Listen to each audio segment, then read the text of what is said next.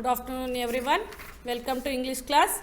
Today in this class we will discussing about another lesson, that is why the robin has a red breast. Why the robin has a red breast? Who is robin? Why it is has a red breast? So let us now learn about robin. Why the robin has a red breast? Okay children, first I will read the lesson and after that I will explain. If you have a textbook, please open your textbook, page number 15. Why the robin has a red breast? Once upon a time in the cold lands of the north, where there is snow and ice all winter long, there lived a man with his little son. It was so cold that they wore clothes of fur and their homes was made of hard snow. But although they were so warmly dressed, they needed a fire as well. With a fire they could have hot food and dry their wet clothes and be really warm. They kept it lit all night long in the entrance to their hut. They never left in without someone to watch over it. If the father went out hunting, the son stayed by the fire feeding it with twigs. If the boy slept, the father tended it. It was the most precious thing they had. Now, the great white bear that lived in those parts hated the man and his son because they hunted him. The bear thought that if the fire went out and they were without warmth, they would fall asleep and grow so cold that they would wake up no more. If only he could get rid of them, there would be no one to hunt him. For these two were the only people in that part of the north. Often the bear watched the fire, hoping that he might be able to destroy it. But the man or his son was always there, and the bear did not go too near. One day the father fell ill and lay all the day on his bed of fur in the house. His little son looked after him as well as he could, but he dared not go hunting and dared not let the fire go out. There was little to eat in the hut, and hour by hour, the little boy grew more tired and sleepy. At night he could hear the great white bear snufflingly and pedding around the hut, and he knew that if the fire went out, there would be nothing to protect him. At the last time came when the boy could stay awake no longer. His eyes closed, his head nodded, and he fell into a deep sleep.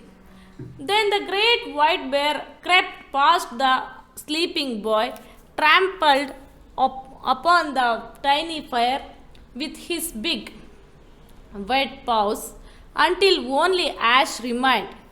Away he padded across the snow, feeling that the man and his son would trouble him no more. The boy slept, his father tossed in fever, and it grew colder and colder. The boy and his father were stiff from cold. The bear watched from distance. Now the boy had a friend, a small brown bird, a robin. Whenever the bird food, the boy would feed his little friend. The robin came, hopping and fluttering around the hut. but no one came to give it food. Bright and warm fire was dull and grey. Wake up, cried the little bird to the boy. It is cold and the fire is out. The boy slept on. Cheep, cheep, cried Robin again. Wake up! It scratched among the ashes to find a little warmth, and there was a tiny spark of fire. Cheep, cheep, it cried once more and began to fan the spark with its wings. But the boy slept on. As the little bird went closer to the fire and fluttered its wings, a tiny flame sprang up and spread an inch or two. The robin worked harder than ever until its feathers were quite scorched with the heat. Cheep, cheep, it cried again. More twigs caught light and the fire grew brighter.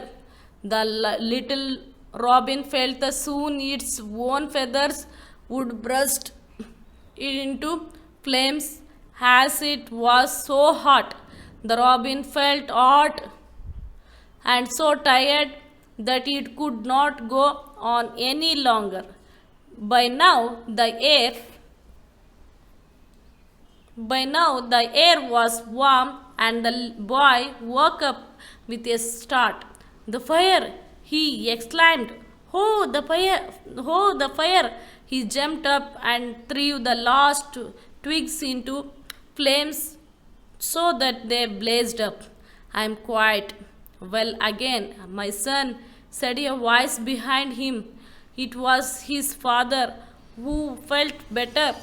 As they both went forward to warm their hands over the fire, a little brown bird flew away.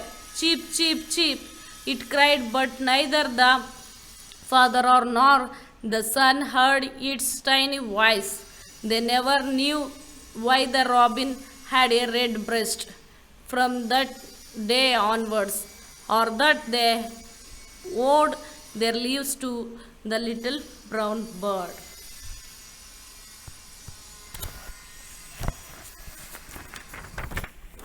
Why the robin has a red breast? ಯಾಕೆ robin bird red ಬ್ರೆಸ್ಟನ್ನು ಅಂತಂದರೆ ಕೆಂಪಾದಂತಹ ಒಂದು ಸುಟ್ಟೋಗಿರುವಂತಹ ಎದೆಯನ್ನು ಅದು ಹೊಂದಿತ್ತು.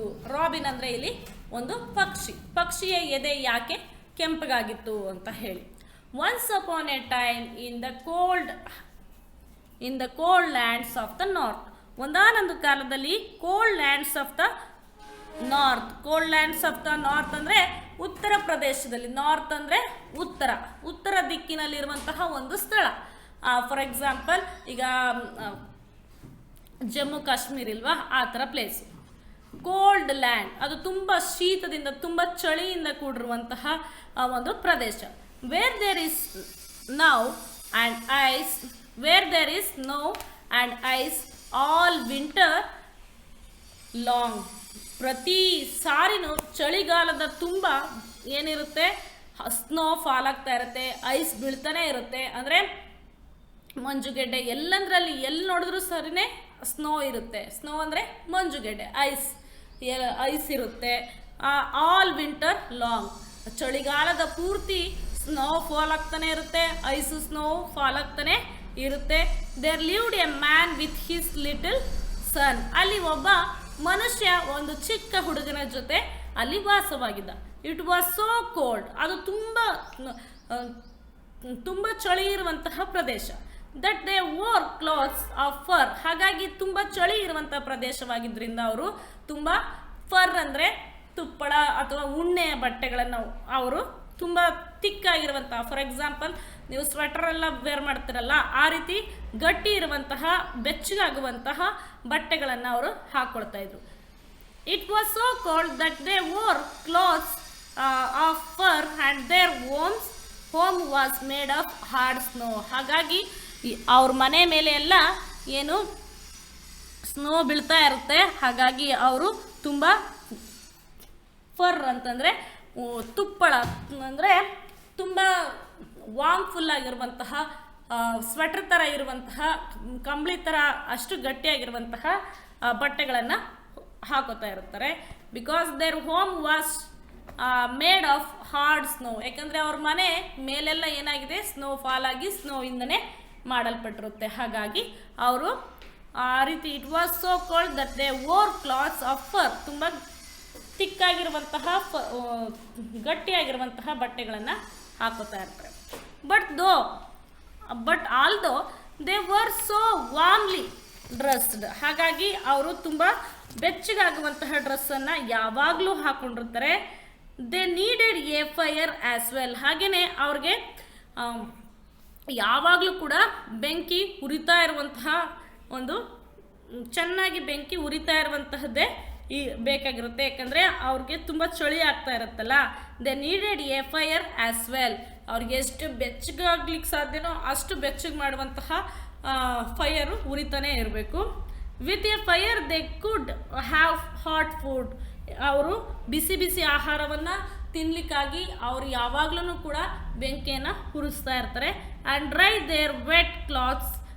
ಯಾವಾಗಲೂ ಅವರು ಬಟ್ಟೆ ಒಣಗದೆ, ಈಗ ಎಲ್ಲ ಕಡೆನೂ ಎಲ್ಲಂದ್ರಲ್ಲಿ ನೋಡಿದ್ರೂ ಚಳಿ ಇರ್ತದೆ, ಸ್ನೋಫಾಲ್ ಆಗ್ತಾ ಇರುತ್ತೆ. ಹಾಗಾಗಿ ಅವ್ರ ಬಟ್ಟೆ ಎಲ್ಲ ಡ್ರೈ ಆಗಬೇಕು, ಒಣಗಬೇಕು ಅಂತಂದರೆ ಅವ್ರು ಏನು ಮಾಡ್ತಾರೆ, ಫೈರನ್ನು ಬೆಂಕಿಯನ್ನು ಹತ್ತಿಸ್ಕೊಂಡು ಆ ಬೆಂಕಿಯ ಮುಂದ್ಗಡೆ ಆ ಬಟ್ಟೆಗಳನ್ನೆಲ್ಲ ಒಣೆ ಹಾಕಿ ಅದನ್ನು ಡ್ರೈ ಮಾಡ್ಕೋತಾರೆ, ಅಂದರೆ ಒಣಗಿಸ್ಕೋತಾರೆ. Dry their wet clothes and be really warm. ಅವರು ಬೆಚ್ಚಗೆ ಇರಲಿಕ್ಕಾಗಿ ಈ ರೀತಿ ಎಲ್ಲ ಫೈರನ್ನು ಯೂಸ್ ಮಾಡ್ಕೊಳ್ತಾರೆ. They kept it little all night long in the entrance to their hut. ಹಾಗೆ ಅವ್ರ ಮನೆ ಮುಂದೆ they kept it little all night long in the entrance to their hut. ಅವ್ರ ಮನೆಯ ಮುಂದೆ, ಹಟ್ ಅಂದರೆ ಮನೆ ಮುಂದೆನೆ ಒಂದು kept it little all night long in the entrance to there. ಮನೆ ಮುಂದೆನೆ ಅವ್ರಿಗೆ ಎಲ್ಲರಿಗೂ ಕಾಣಿಸುವಂತಹ ಒಂದು ಲಿಟ್ ಅಂತಂದರೆ ಬೆಳಕು, ಒಂದು ಅಂದರೆ ಬೆಂಕಿ ಉರಿತಾ ಇದೆ ಅನ್ನೋದು ಗೊತ್ತಾಗುವ ರೀತಿಯಲ್ಲಿ ಅದು ಉರಿತಾ ಇರುತ್ತೆ ಅವ್ರ ಮನೆಯಲ್ಲಿ. They never left it without someone to watch over it. They never left it. ಅದನ್ನು ಹಾಗಾಗಿ ಅವರು ಯಾವುದೇ ಕಾರಣಕ್ಕೂ ಅದನ್ನು ಬಿಟ್ಟು ಹೊರಗಡೆ ನೋಡಲಿಕ್ಕೆ ಆಗ್ತಾ ಇರಲ್ಲ. If the father went out hunting. ಏನಾದರೂ ಅವರ ಮಗುನ ಫಾದರ್, ಆ ಹುಡುಗ ಇದ್ದಾನಲ್ಲ ಜೊತೆಗೆ, ಆ ಹುಡುಗನ ಅಪ್ಪ ಏನಾದರೂ ಬೇಟೆ ಆಡ್ಲಿಕ್ಕೆ ಹೋದಾಗ, if the father went out hunting ಹೋದಾಗ, the son stayed by the fire feeding it with twigs. ಅವನು ಏನು ಮಾಡ್ತಾ ಇರ್ತಾನೆ, ಅವ್ರ ಮನೇಲೇ ಇದ್ದುಕೊಂಡು ಸೌದೆಗಳನ್ನು, ಟ್ವಿಗ್ಸ್ ಅಂತಂದರೆ ಕೊಂಬೆಗಳು ಅಥವಾ ಸೌದೆಗಳನ್ನು ಒಲೆಗೆ ಒಲೆ ಒಳಗಡೆ ಹಾಕ್ತಾ ಆ ಫೈರನ್ನು ಜಾಸ್ತಿ ಮಾಡ್ತಾ ಇರ್ತಾನೆ. ಅಂದರೆ if the father went out hunting, ಅವ್ರ ತಂದೆ ಹಂಟಿಂಗ್ ಅಂದರೆ ಬೇಟೆ ಆಡಲಿಕ್ಕೆ ಹೋದಾಗ, the son stayed by the fire feeding it with twigs. ಅವನು ಏನು ಮಾಡ್ತಾ ಇರ್ತಾನೆ, ಫೈರ್ ಫೀಡಿಂಗ್ ಅಂದರೆ ಬೆಂಕಿ ಉರಿಲಿಕ್ಕಾಗಿ ಆಗಾಗ ಅವನು ಸೌದೆಗಳನ್ನು ಹಾಕಿ ಆ ಫೈರು ಬೆಂಕಿ ಉರಿಯುವ ಹಾಗೆ ನೋಡ್ಕೋತಾ ಇರ್ತಾನೆ. ಇಫ್ ದ ಬಾಯ್ ಸ್ಲೆಪ್ಟ್, ಯಾವಾಗ ಆ ಹುಡುಗ ಮಲ್ಕೊಬಿಡ್ತಾನೋ ಆಗ the father tended it. Father tended it ಅಂದರೆ ಅವ್ರೇನು ಮಾಡ್ತಾರೆ, ಆವಾಗ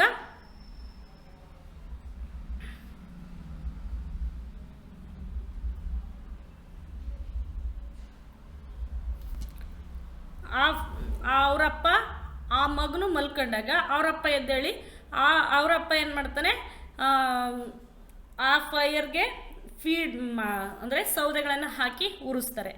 it was the most precious thing they had. ಇದು ಅವ್ರಿಗೆ ತುಂಬ ಅಮೂಲ್ಯವಾದಂತಹ ಕೆಲಸ ಆಗಿರುತ್ತೆ.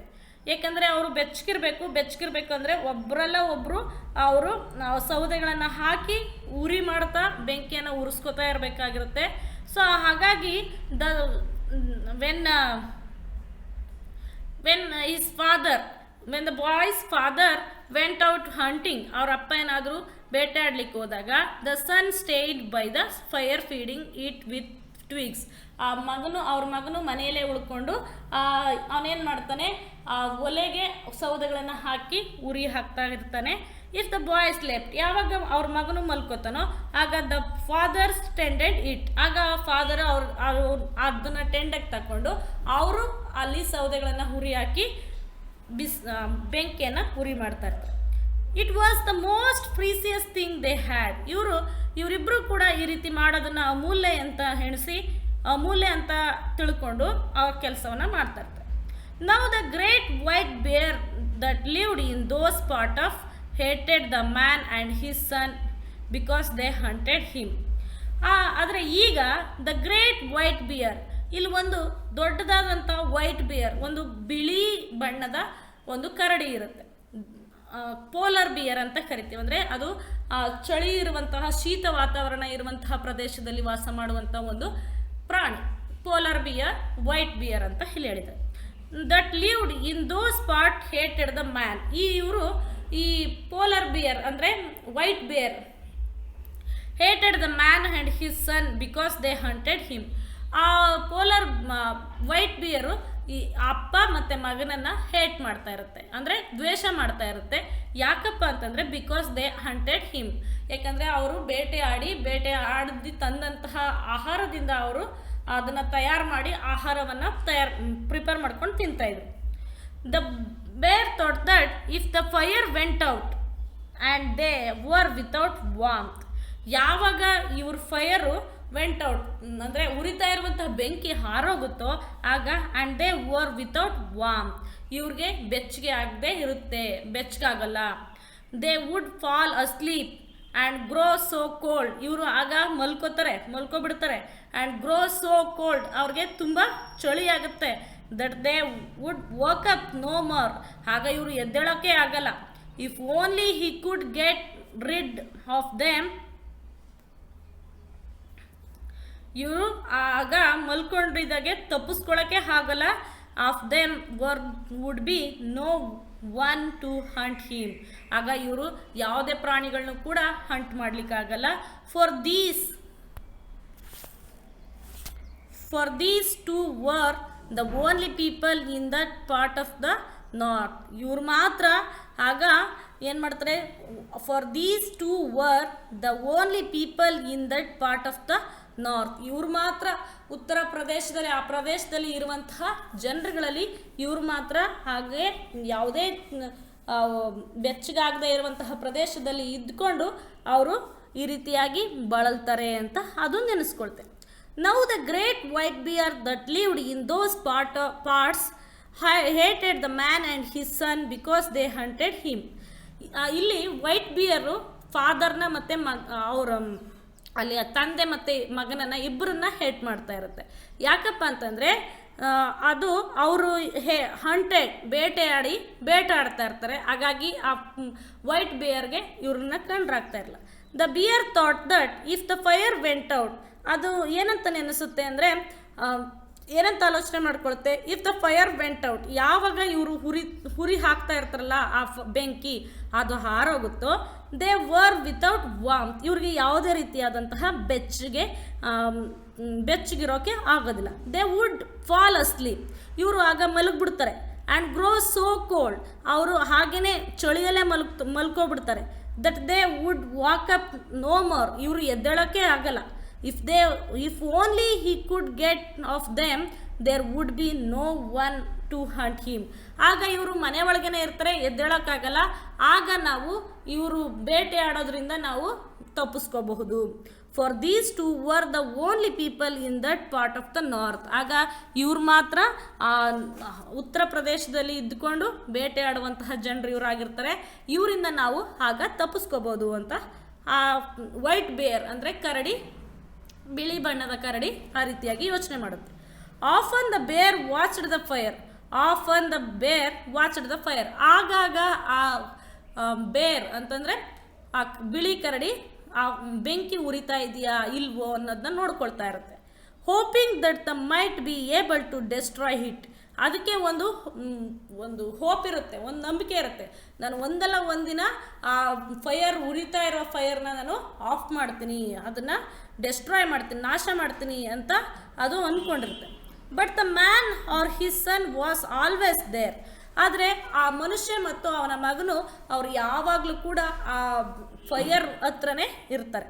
ಆ್ಯಂಡ್ ದ ಬೇರ್ did not go two near. ಹಾಗಾಗಿ ಅವ್ರ ಹತ್ರಕ್ಕೂ ಸಹ ಅದು ಅಥವಾ ಆ ಫೈರ್ನ ಆರಿಸ್ಲಿಕ್ಕೂ ಕೂಡ ಒಳಗಡೆ ಹೋಗ್ಲಿಕ್ಕೆ ಆಗಲ್ಲ. One day the father fell ill. ಒಂದಿನ ಅವರ ಹುಡುಗನ ತಂದೆಗೆ ಹುಷಾರಿಲ್ಲದೆ ಹೋಗುತ್ತೆ. ದ ಫಾದರ್ ಫೆಲ್ ಇಲ್, ಹುಷಾರಿಲ್ಲದೆ ಅವರು ಬಿದ್ದೋಗ್ಬಿಡ್ತಾರೆ. And lay all the day on his bed of fur in the house. ಆಗ ಅವರು ಅವ್ರ ಮನೆಯಲ್ಲಿರುವಂತಹ ಬೆಡ್ ಮೇಲೆ ಮಲ್ಕೊಂಡಿರ್ತಾರೆ, ಅವ್ರು ಎಲ್ಲಿಗೂ ಸಹ ಹೋಗ್ಲಿಕ್ಕೆ ಆಗೋಲ್ಲ. His little son looked after him as well as he could. ಆ ಚಿಕ್ಕ ಹುಡುಗ ಅವರ ಅಪ್ಪನ್ನ ಆಗಾಗ ನೋಡ್ಕೊಳ್ತಾ ಇರ್ತಾನೆ. Him as well as he ಕುಡ್.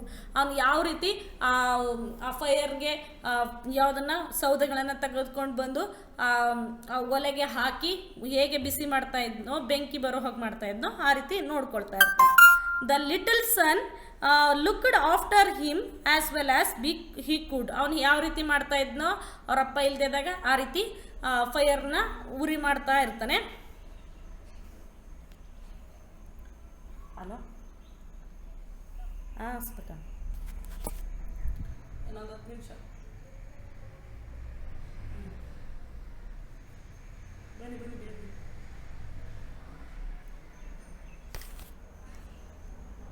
ಆಯ್ತು ನನಗೆ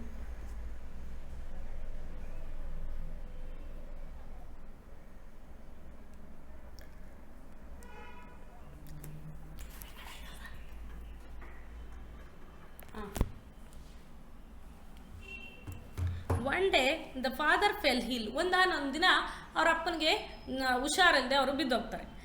and lay all the day on his bed. ಅವರು ದಿನವಿಡೀ ಅವರ ಬೆಡ್ ಮೇಲೆ ಮಲಗಿರ್ತಾರೆ.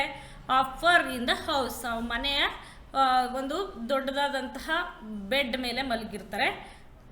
His little son looked after him as well as he could. ಅವನು ಚಿಕ್ಕ ಹುಡುಗ ಯಾವ ರೀತಿ ಕೆಲಸ ಮಾಡ್ಕೊಳ್ತಾ ಇದ್ನೋ, ಫೈರ್ಗೆ ಬೆಂಕಿಗೆ ಯಾವ ರೀತಿ ಫೀಡ್ ಮಾಡ್ತಾ ಇದ್ನೋ, ಯಾವುದನ್ನು ಟ್ವಿಗ್ಸ್ ಅಂತಂದರೆ ಸೌದೆಗಳನ್ನು ಹಾಕಿ ಅದನ್ನು ಉರಿ ಜಾಸ್ತಿ ಮಾಡ್ತಾ ಇದ್ನೋ ಅದೇ ರೀತಿ ಯಥಾ ಪ್ರಕಾರ ಮಾಡ್ಕೊಳ್ತಾ ಇರ್ತಾನೆ. But he dared to go not to go hunting and dare not to let fire go out. ಆದರೆ he dared not to go hunting. ಆದರೆ ಆ ಹುಡುಗನಿಗೆ ಹಂಟಿಂಗ್ ಮಾಡಲಿಕ್ಕೆ, ಬೇಟೆ ಆಡಲಿಕ್ಕೆ ಅವನಿಗೆ ಧೈರ್ಯ ಇರಲಿಲ್ಲ. and dare not to let fire to go out. ಆದರೆ let to fire go out. ಅವನು ಹಂಟಿಂಗ್ ಹೋದ್ರೆ ಏನಾಗುತ್ತೆ, ಫೈರ್ ಉರಿಲಿಕ್ಕೆ, ಬೆಂಕಿ ಉರಿಯೋ ಹಾಗೆ ನೋಡ್ಕೊಳಕ್ಕಾಗಲ್ಲ. Dare not let the fire go out. There was a little to eat the hunt. ಆದರೆ ಅವ್ರು ತಿನ್ನಲಿಕ್ಕೆ ಸ್ವಲ್ಪ ಮಾತ್ರ ಆಹಾರ ಇದೆ. And hour by hour the little boy grew more tired and sleepy. ಆದರೆ ಈಗ but he dare not go hunting. ಆದರೆ ಆ ಹುಡುಗನಿಗೆ ಹಂಟಿಂಗ್ ಹೋಗ್ಲಿಕ್ಕೂ ಧೈರ್ಯ ಇಲ್ಲ. Dare not let the fire go to out. ಈ ಫೈರ್ನ ಬಿಟ್ಬಿಟ್ಟು ಹೊರಗಡೆ ಹೋಗುವ ಹಾಗೆನೂ ಇಲ್ಲ. There was little to eat in the hut. ಆದರೆ ಅವ್ರ ಮನೆಯಲ್ಲಿ ಸ್ವಲ್ಪ ಆಹಾರ ಮಾತ್ರ ಇದೆ ತಿನ್ನಲಿಕ್ಕೆ. ಆ್ಯಂಡ್ ಅವರ್ ಬೈ ಅವರ್, ಸಮಯ ಆಗ್ತಾ ಇದ್ದಂಗೆ hour by hour the little boy grew more tired. ಅವನಿಗೆ ತುಂಬ ಸುಸ್ತಾಗ್ತಾ ಇದೆ, ಟಯರ್ಡ್ ಆಗ್ತಾ ಇದ್ದಾನೆ. ಆ್ಯಂಡ್ ಸ್ಲೀಪಿ, ಅವ್ನಿಗೆ ನಿದ್ದೆ ಬರೋ ಹಾಗೆ ಆಗ್ತಾ ಇದೆ. At night he could hear the great white bear snufflingly and ಪ್ಯಾಡಿಂಗ್ಲಿ.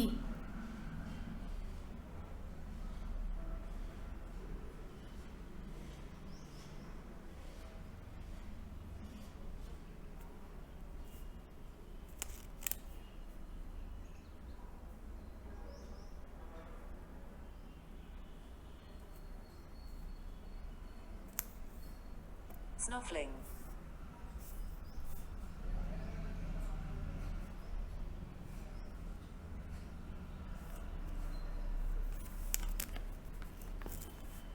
At night he could hear the great white bear snufflingly and padding around the hut.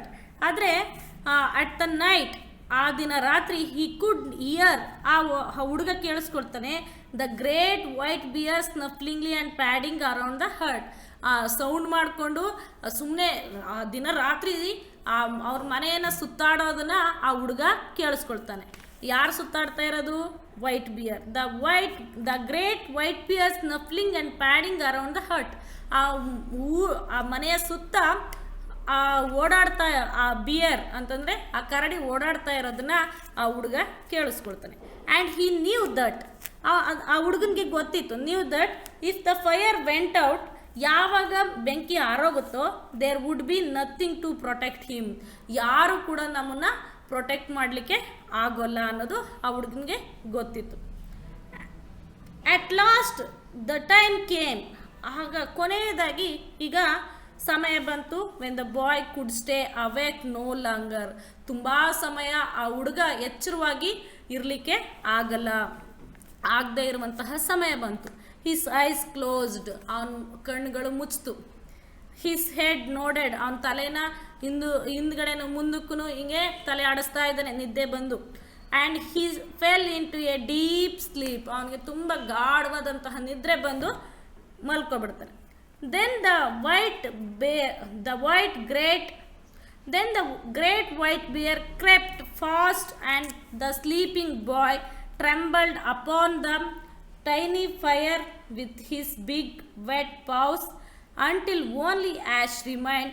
Away he padded across the snow, feeling that the man and his son would trouble him no more. Then the great white ಬೇರ್ crept past the sleeping ಬಾಯ್, ಯಾವಾಗ ಆ ಹುಡುಗ ಮಲ್ಕೊಬಿಡ್ತಾನೋ ಆಗ ಆ white ಬೇರ್ ಏನು ಮಾಡುತ್ತೆ, ಕ್ರೆಪ್ಟ್ ಪಾಸ್ಟ್ ಹತ್ರ ಬರುತ್ತೆ. Trembled upon the tiny fire and his big wet paws, ಅದು ತನ್ನ ಕಾಲಿಂದ ಏನು ಮಾಡುತ್ತೆ, ಅಲ್ಲಿ ಉರಿತಾ ಇರೋದನ್ನೆಲ್ಲ ಏನು ಮಾಡುತ್ತೆ, ಹಾರಿಸ್ಬಿಡುತ್ತೆ. ಅಂಟಿಲ್ ಓನ್ಲಿ ಹ್ಯಾಶ್ ರಿಮೈಂಡ್, ಅಲ್ಲಿ ಎಲ್ಲ ಬೆಂಕಿಯೆಲ್ಲ ಹಾರೋಗಿ ಬೆಂಕಿಯೆಲ್ಲ ಹೋಗಿ ಅಲ್ಲಿ ಬೂದಿ ಆಗೋ ತನಕ ಅದು ಏನು ಮಾಡ್ತಾ ಇರ್ತದೆ, ತನ್ನ ಕಾಲಲ್ಲಿ ಅದನ್ನು ಹಾರಿಸ್ತಾ ಇರ್ತದೆ. Away the padded across the snow feeling that the man and his ಸನ್, ಅದು ಏನಂತ ನೆನೆಸುತ್ತೆ, ಈ ರೀತಿ ಆರೋದ್ಮೇಲೆ ಅವ್ರಿಗೆ ಸ್ನೋ ಬಂದು ಅಂದರೆ ತುಂಬ ಚಳಿ ಆಗುತ್ತೆ. Feeling that the man and his son would trouble him, ಇದರಿಂದ ಅವರಿಬ್ಬರಿಗೂ ಟ್ರಬಲ್ ಆಗುತ್ತೆ, ಸಮಸ್ಯೆ ಆಗುತ್ತೆ. ನೋ ಮೋರ್, ಅವ್ರ ಸಮಸ್ಯೆ ಆದ್ರೂ ಕೂಡ ಯಾರು ಕೂಡ ಅವ್ರನ್ನ ಸೇವ್ ಮಾಡ್ಲಿಕ್ಕೆ ಆಗಲ್ಲ ಅಂತ ಅದು ನೆನೆಸ್ಕೊಳುತ್ತೆ. ದ ಬಾಯ್ ಸ್ಲೆಪ್ಟ್, ಆ ಹುಡುಗ ಮಲ್ಕೊಬಿಡ್ತಾನೆ. His father tossed in fever, ಅವರ ಅಪ್ಪನೂ ಸಹ ಜ್ವರದಿಂದ ಬಳಲ್ತಾ ಇದ್ದಾರೆ. ಜ್ವರ ಹೆಚ್ಚಾಗ್ತಾ ಇದೆ. His father tossed in fever and grew colder, ತುಂಬ ಚಳಿಯಿಂದ ನಡುಗ್ತಾ ಇದ್ದಾರೆ. Colder and colder. The boy and his father was stiff from the cold, ಅವರಿಬ್ಬರು ಕೂಡ ಚಳಿಯಿಂದ ತುಂಬ ನಡುಗ್ತಾ ಇದ್ದಾರೆ, ತೀವ್ರವಾಗಿ ನಡುಗ್ತಾ ಇದ್ದಾರೆ. ದ ಬೇರ್ ವಾಚ್ಡ್ ಫ್ರಮ್ ಎ ಡಿಸ್ಟೆನ್ಸ್, ಅದನ್ನು ಆ ಬೇರ್ ಕರಡಿ ದೂರದಲ್ಲಿ ನಿಂತ್ಕೊಂಡು ನೋಡ್ಕೋತಾ ಇದೆ. Now the boy had a friend, ಈಗ ಆ ಹುಡುಗನಿಗೆ ಒಬ್ಬ ಫ್ರೆಂಡ್ ಇತ್ತು. ಆ ಫ್ರೆಂಡ್ ಯಾರಂದರೆ a small brown bird, a robin. ಆ ಫ್ರೆಂಡ್ ಹೆಸರು ಏನಪ್ಪ ಅಂದರೆ ರಾಬಿನ್ ಅಂತ ಹೇಳಿ, ಅದು ಒಂದು bird. Whenever he had food, ಯಾವಾಗ ಅವನು ಆಹಾರ ತಿಂತಾ ಇದ್ನೋ, the boy would feed his little friend, ಅವನು ಆಹಾರ ತಿನ್ನುವಾಗಲೆಲ್ಲ ಆ ಚಿಕ್ಕ ಪಕ್ಷಿಗೂ ಅವನ ಸ್ನೇಹಿತ ಆದಂತಹ ಚಿಕ್ಕ ರಾಬಿನ್ಗೂ ಕೂಡ, ಚಿಕ್ಕ ಬರ್ಡ್ಗೂ ಕೂಡ ಆಹಾರವನ್ನು ಕೊಡ್ತಾ ಇದ್ದ. The robin came hopping and fluttering around the hurt, ಯಾವಾಗ ಆ ರಾಬಿನ್ ಬರುತ್ತೋ ಆಗ hopping fluttering around the hurt, ಬಂದಾಗ ಒಂದ್ಸರಿ ಅದು ಆ ಮನೆಯ ಸುತ್ತಲೂ ಓಡಾಡಿಕೊಂಡು ಹೋಪಿಂಗ್ ಕುಪ್ಕೊಂಡು ನೋಡ್ಕೊಳ್ತಾ ಇತ್ತು. ಫಲ್ಟರಿಂಗ್ ಅರೌಂಡ್ ದ ಹರ್ಟ್, ಮತ್ತು ಹಾರಾಡಿಕೊಂಡು ಸುತ್ತ ನೋಡ್ತಾ ಇತ್ತು. But no one came to give it food. The robin came hopping, ಅದು ಮನೆ ಹತ್ರಕ್ಕೆ ಬಂತು.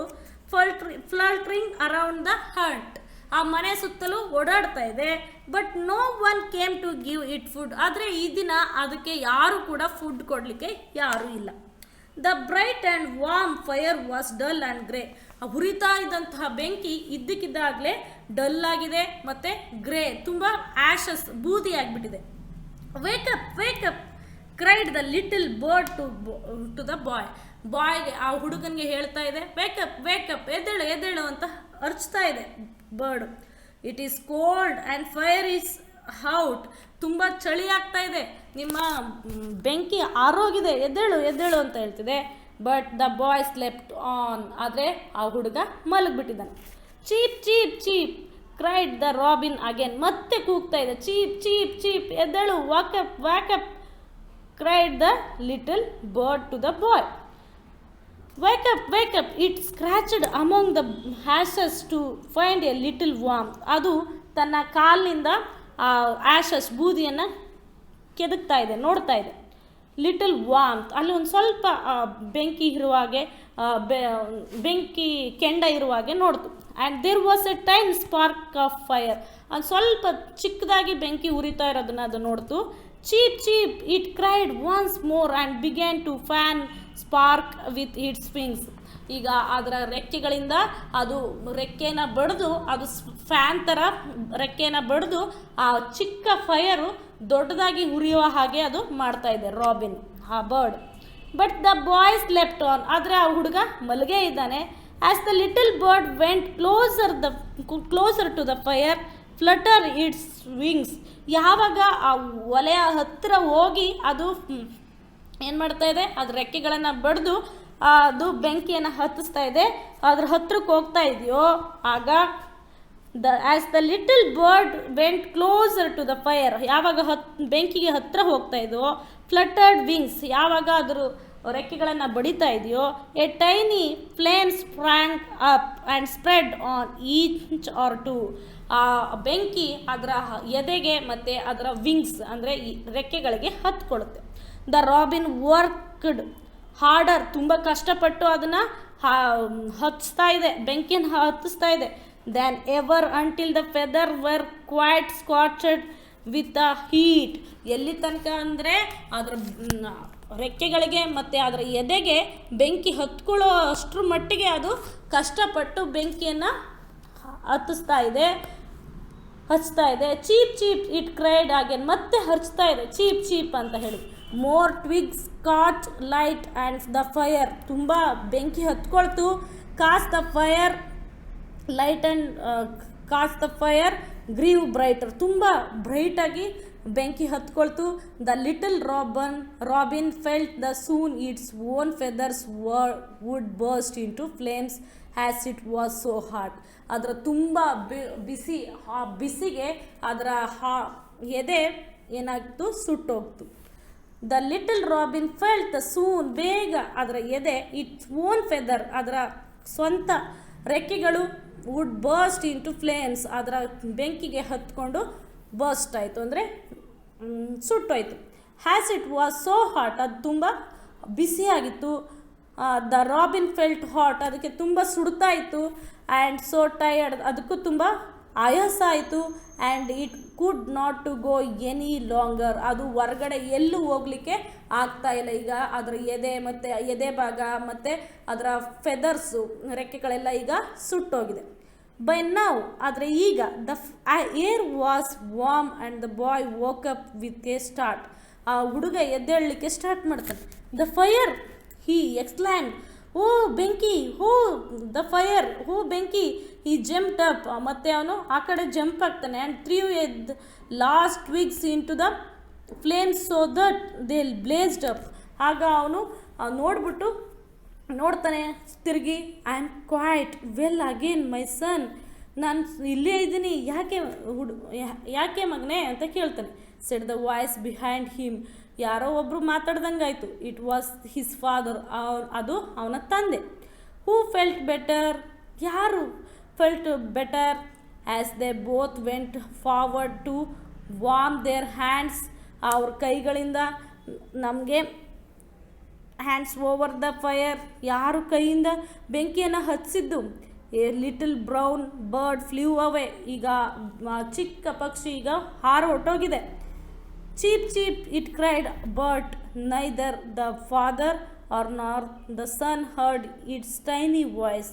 ಆ ಚಿಕ್ಕದಾದಂತಹ ಸೌಂಡ್ಸು ಈಗ ಕೇಳಿಸ್ಕೊಳ್ತಾ ಇದ್ದಾರೆ. They never knew why the robin had a red breast.